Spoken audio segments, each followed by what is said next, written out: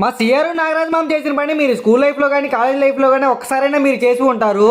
ఏంట్రా అది? ఇంకా మ్యాటర్ ఏంటంటే ఆఫ్టర్నూన్ లంచ్ అయ్యాక మేము క్లాస్ కి వెళ్తున్నాం. పాప మా సిఆర్ మెట్లు ఎక్కలాగా ఎక్కుతుంటే మా నాగరాజ్ మామ చూడండి మా సిఆర్ ని ఎలా ఇమిటేట్ చేస్తున్నాడు. వాకింగ్ స్టైల్ మార్చరాదే, పోరీలు ఉన్నారు.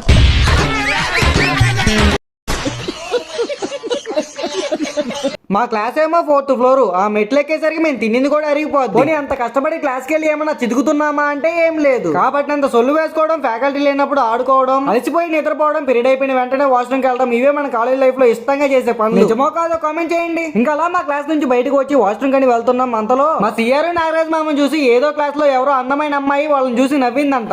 ఇంకా క్లాస్ బయట నిలబడి రౌండ్స్ వేస్తున్నారు అమ్మాయి కోసం. ఎదురుగా అమ్మాయి కనబడితే హాయ్ అని చెప్తారు, బాయ్ అని చెప్తారు, లేకపోతే ఐ లవ్ యూ అని చెప్పి చెప్పుతో కొట్టించుకుంటారు. మా నాగరాజ్ మామ చూడండి డిఫరెంట్ గా దండం పెడుతున్నాడు. సిఆర్ ఏమో నాగరాజ్ మామ తోటి గొడవ పడుతున్నాడు. ఆ అమ్మాయి చూసి నవ్వింది నిన్ను కాదు నన్ను చూసి నవ్వింది అంటున్నాడు. మా నాగరాజ్ మామ ఏమో నిన్ను చూసి కాదు పోయి నన్ను చూసి నవ్వింది అంటున్నాడు.